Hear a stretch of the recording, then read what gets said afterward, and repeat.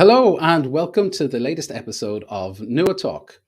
Nua Talk is a live webcast here on LinkedIn and an audio podcast on Spotify. This is a series of interviews for business leaders with business leaders who all share the common trait of having a growth mindset. My name is Mark McDermott, and on each episode, I introduce you to a super interesting guest who has something interesting for us to learn from. Today's topic is one that's really personal to me and one that's important. It's the topic of leadership. I've witnessed throughout my career how great leadership can inspire great performance and enable people to do things that they didn't even think was possible. And conversely, I've also seen when leadership can cast a long shadow and have caused quite big difficulties for individuals and teams. So, today's guest is somebody who's highly experienced and highly knowledgeable in the area of leadership development. She's worked in this space throughout her career at some of the world's biggest companies, such as Volvo Cars and KPMG. She has done a TEDx talk on this topic.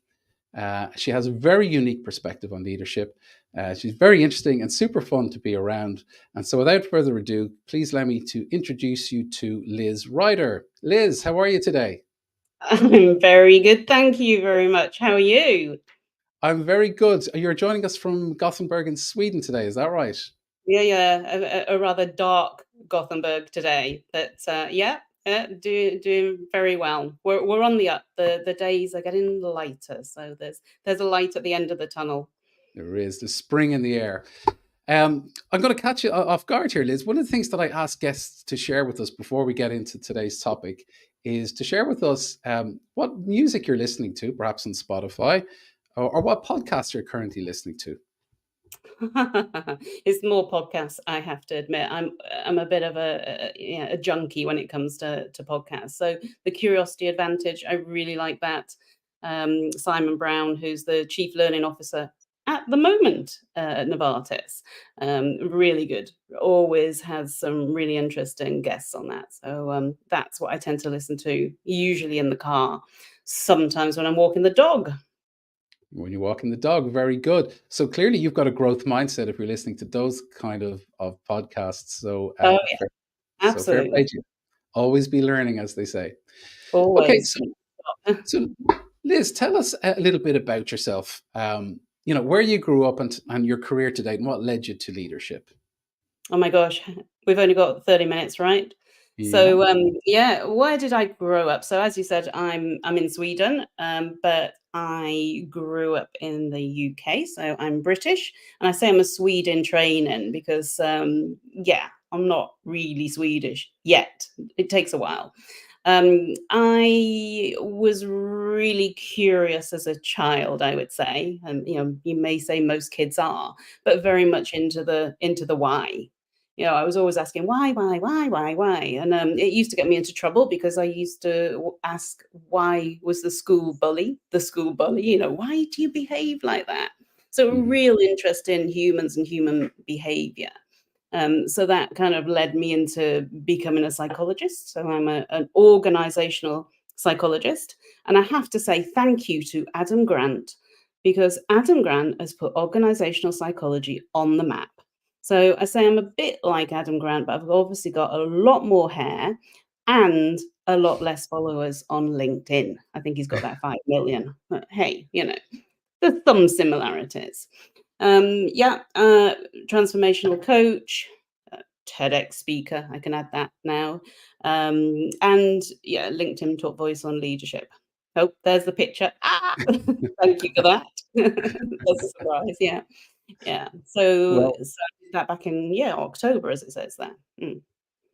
very Yeah. good. So a little bit about who I am, and then I've worked in niche consultancies, always with an emphasis on humans in organizations, so talent leadership, and had my own business for many many years, and then did it the wrong way around. Everybody sort of does corporate and then becomes a consultant. Then I went into Volvo Cars for 5.5 years, and then from there I've set up my own business. So I left about a year ago. Amazing. And so, Mm. Liz, what was it about leadership that interest you or piqued your interest that you decided I'm going to make a career of this? Like, when you were growing up, was there something, was there a great leader in your life, or did you experience poor leadership? Because it's quite a unique topic. Not very many people have studied this. So Mm. was there something specific to your background that made you take an interest in leadership? Mm. Well, when I think back, it's always easy to connect the dots, as Steve Jobs said. When you look back, at the time I didn't know this, but when I was 16, I was pretty rubbish at school. Probably because I was observing all these sort of, school bullies, etc.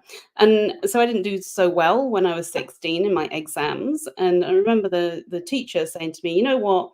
You should become a secretary." Now, anybody who knows me now, that would be the worst thing in the world for me to be a secretary, to Mm, organize things. No way. So, he suggested that I did that, and he also said that I should improve my sewing skills because, I wouldn't be able to afford to buy my own clothes. So, the sort of example of leadership that wasn't so great. mm, Unfortunately, I had a best friend whose dad said, "Don't listen to him. Of course, you can do this." Growth mindset. mm, You can do whatever you want, which sort of spurred me on to take retakes, and then kind of like the rest is history. I went on and got the degree, got the masters, mm, and then I went. I remember the day in my Fiat Uno, very small old car, driving from the north of England, where I grew up, to London to my first job as an organizational psychologist. And I was driving down, sort of thinking, well, hey, I'm going to have my name on the door. It's going to say organizational psychologist. This is it. I came from a background where nobody had a degree. So here's me with my degree and my master's, and I've got this profession nailed. And I turn up, and my boss, I think within the first hour of being there, totally diminished everything that I'd worked for. Masters, it's not worth anything. And by the way, we're not going to call you an organizational psychologist. We're going to call you a career guidance worker. mm, Job I would have had without all of those qualifications. I was like, oh, great. mm. So, an example of a not so good leader. Yeah.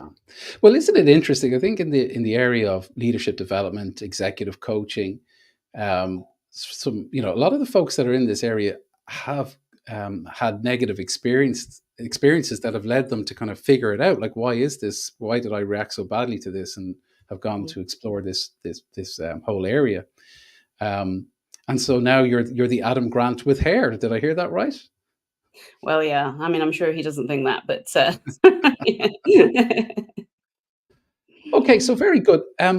I think a lot of people, when they're thinking about leadership, they think about Mel Gibson and Braveheart. They think of the know-it-all, the the person who speaks the loudest, Mm. the testosterone-driven male. But that's not what true leadership is anymore, Liz. What are we getting wrong about leadership? But I think it's exactly that. I mean, that it's we still have this perception, of what that leader is. Assertive, bordering on aggressive, the charger, the one who's going to protect us, and as you say, know it all.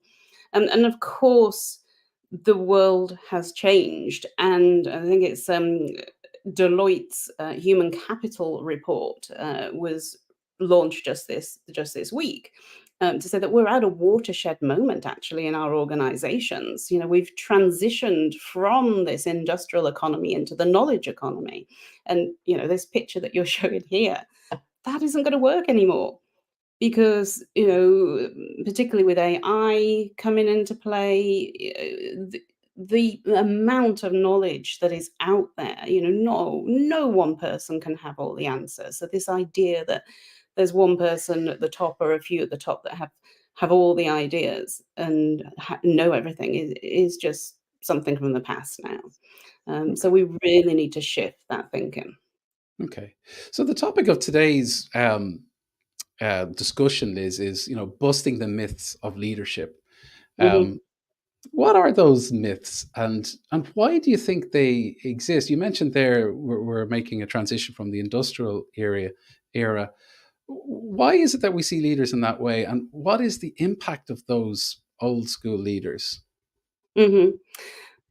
But I think we've had this way of leading for so long. I think we're struggling to say goodbye to it. I mean, we do have some good examples, like Herbert Jolly, who was the guy, the CEO who came into Best Buy when Best Buy was really struggling, and instead of going in like maybe Elon Musk did with Twitter or X as it is, and sort of sack half the people in there and really go the what I would call the organization centric approach.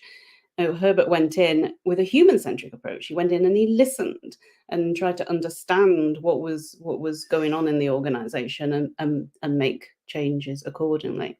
So that movement towards that more human centric kind of leadership is really really important going forward. But we haven't got that many role models yet, Hmm. although we're starting to see more.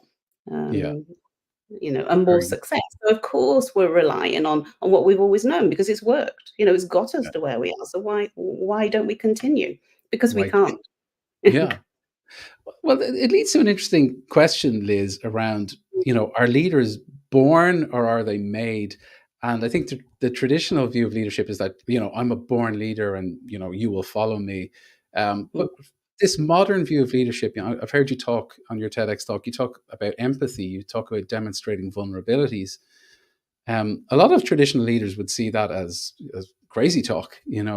If you Yeah. demonstrate any kind of vulnerability, then people won't see you as credible somehow. What's your view on leaders being born versus made?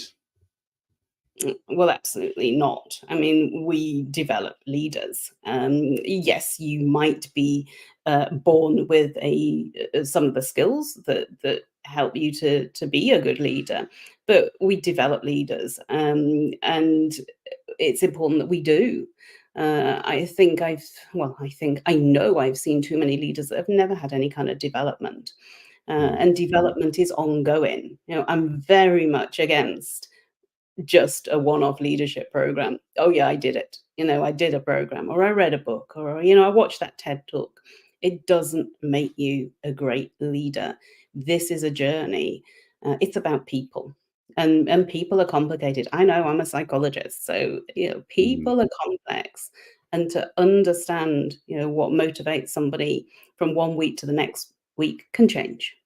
So I really do, see that you need that empathy, and we know that empathetic leaders get results. So it's not just oh that's a nice to have. I've had that in my career. Oh, but you're just being nice. It's like no, it's not about Mm. being nice. It's about being effective because you need to be able to understand your people and to be able to get the best out of them, and that involves being being empathetic.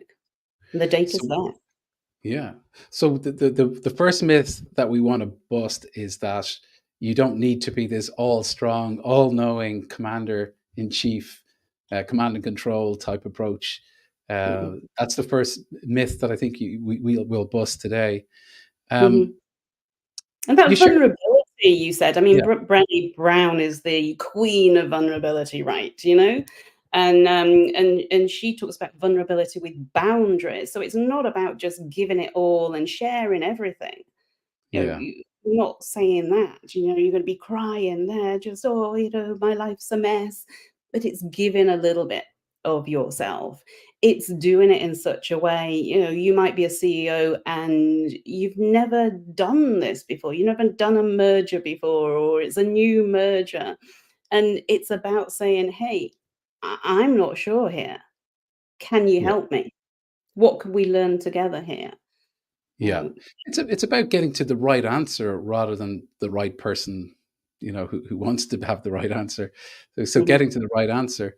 Um, yeah, I think this traditional view of leadership is it's something that's still there. How do you see it evolving over time? Like, can we how do we evolve to this modern view of leadership where Mhm. we talk about vulnerability, we talk about empathy, Yeah. we talk about authenticity. Yeah. What's the timeline to getting there, Liz? Oh, don't, because, again, people have said to me, "Oh, it's gonna be generations before we get there." I really thought the pandemic was gonna be the tipping point, because we started to see empathy and vulnerability in CEOs, didn't we? Mm, And then that sort of, tailed off a little bit, and we, economic crisis, and suddenly we revert back to how we've always been leading. So, AI could be another tipping point, because that will free up leaders and give them the time to focus on the people and to really to spend time being human centric. So I think yeah, AI could be a tipping point, but I think I call it the busyness syndrome. I talk about this a lot. We are trapped in this busyness syndrome of back-to-back meetings, lots and lots of emails. And when do we have time to do or to be? And we need that. We yeah. need to be able to do that. So hopefully, we can move quickly into AI, taking away a lot of the mundane tasks, the meetings for sure. Mm, Then we can focus on what we're good at, and what we're good at is being human. yeah. I can see there's a few people watching live. If you have any questions for Liz, please do pop them into the comments, and I'm sure Liz will be delighted to answer them. Um, so you shared with me before today's conversation an example of a leader, I guess, who you think is very impressive, which is Jacinda Ardern, the ex-PM of New Zealand. Is she an example of someone that you think that demonstrates these modern qualities of a modern leader? From what I see, I don't personally know her, so it's always difficult Yeah. to be able to comment on that. But from what I see, I mean, she was an accidental leader. She didn't want to be a leader. She didn't want to put herself forward as a leader, but she did. And and one of the reasons she didn't want to do that is she said, "But it's so political." Obviously, she's in politics. It's so political. It's so aggressive. And as you can see in this quote, which I really like, is she was criticized for not being aggressive, not assertive enough. She was criticized for being the empathetic leader that she is. And I thought it was very brave of her to step down, to say, "I'm done now." Hand over the baton to somebody else. And I really wish that we saw more of that, that leaders that had that self-awareness to be able to say, "Hey, my time's up. Over to you now. You take this, take the reins from me." Yeah. Yeah, and we're seeing that a little bit with Liverpool Football Club at the moment, where the ever Jurgen Klopp has announced well in advance that he's going to be moving on. But that planful, move away to pave the way for somebody new is a sign of a great leader, rather than leaving suddenly under bad circumstances. To have Yeah, a planned switch over yeah. is just another demonstration of great values from that man, and Hmm. what an amazing leader he is, and will continue to be, I'm sure. Yeah, I mean, look at his goodbye, when he made the announcement. I mean, that was so vulnerable. It was so authentic. And, I think if any leader is saying, "But how do I be authentic?" He spoke from the heart. You believed every single word that he said. Yeah, And that you can't fake. I've seen leaders try. You cannot fake it. And that's the difference. It's that authenticity. yeah, leaving yourself vulnerable. Mm. Um, on the topic then, Liz, of change. So, in your experience, because you've worked with quite a few leaders over the years, and Yeah. you've seen it all, I'm sure, the good, bad, and the indifferent. Um, how willing are leaders to make change, to see their blind spots, perhaps even apologize for some nasty behavior they may have done in the past? Um, are they truly capable of change in your experience? Yes and no. And I think that depends on the leader. I mean, I have come across some leaders that, yeah, they don't want to change. They've got to where they are, and they're quite happy with where they are and the way they lead. So they don't want to change. And then you've got some leaders who are very curious and they want to know why and they want to understand and they really do want to make a difference. They recognize that there's a real need to change. So I really like working the ones who want to. Mm. It's quite a lot of energy and work to work with the ones who are a little bit like, yeah, but we've done this way for many, many years. And I Mm. think one of the things that we have to take into account, as you become more senior, more powerful, people are less likely to tell you that you're wrong. And so then we're into this hubris. And then when we're into that, it just becomes more and more self-feeding. You're right. Oh, yes. Yeah. So it's really important to get that feedback, to get that self-awareness, because I've often quoted the figure: it's only 10 to 15% of us that are self-aware. We all think we are, but we're not. Yeah. It's about kind of getting the blood flow to that part of the brain to become self-aware, but the blood flow can stop quite, suddenly as well, particularly when you're under pressure. You kind of Yeah, revert to your old behaviors when of times course get you tough. do. Of course you Yeah. do, and you don't want to hear it. When I was in a leadership position and my team said, "Oh, you're just in meetings all the time. We never see you." And I wanted to say, "Yeah, yeah, yeah, but I've got all these meetings. I have to attend them." And I thought, no, stop there. Don't even say a thing. Listen, because it's true. You're not available. You're in meetings. Change the behavior. Yeah. Then I did. And I think that's the important thing. We could always justify what we're doing, but the important thing is to listen. How people perceive you is how you are. It might not be how you want to be, but it's how you are. Yeah. Yeah, it's easy even in conversations like this to wax lyrical about great leadership and empathy, Of but course. it's when you're under pressure, I Mm, work in, my background is sales, yeah. and when it's going great, times are good, but Yeah. when that pipeline isn't there, Yep. can you really demonstrate empathy and vulnerability in those Yeah. situations, and how will that be perceived in your reputationally? And so Mhm. it's the key moments when you're under pressure. That's when it really decides whether you're capable of this behavior in those tough moments, right? And you've got to think the long term. I mean, if you think in short term, that is more likely to happen because you want the result, you need to get there tomorrow. And let's face it, in business today, it is all about the quick results, and we want it now. Yeah, And I very much steer away from that when we're talking about, how can we fix leadership? Can we get it fixed by next week? Well, no, you can't. yeah, As we've said here, it could take years to fix leadership, but you can make big, big movements in a few months. yeah. One of the things you'd said to me, which is interesting, Liz, is it's easy to talk about leadership, but there's actually some cold hard facts behind this, that companies that have empathetic leaders actually perform better.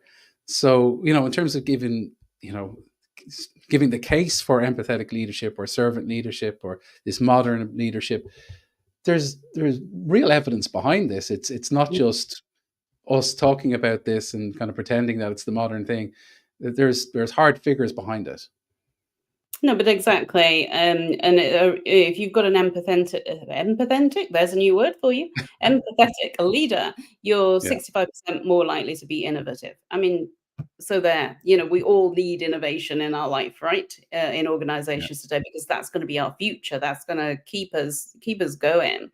And it makes sense. If you've got a leader who's shouting at you and telling you that you're doing everything wrong, you're not creating the psychologically safe environment, then you're going to shut down.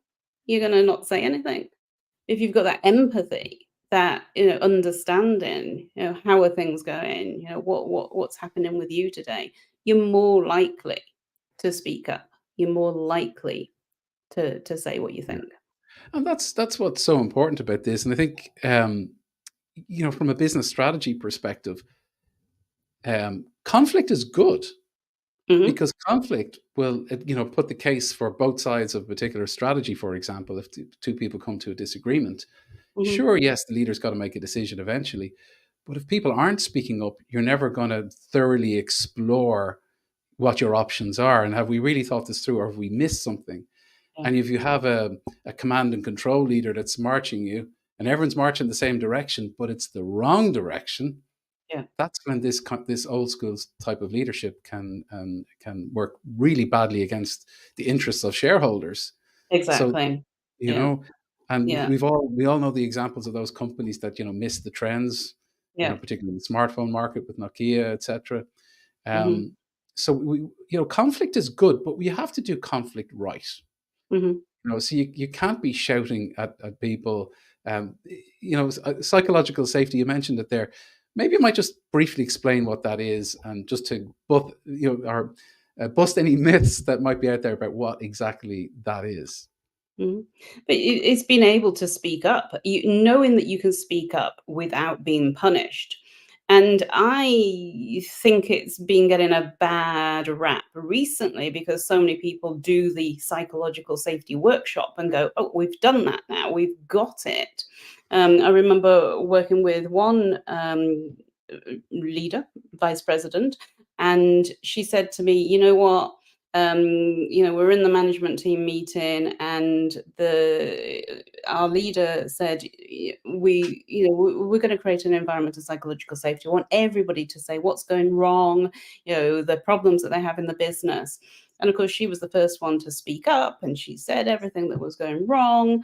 And he just went, "I never want to hear that again." And Mm, immediately, that was it.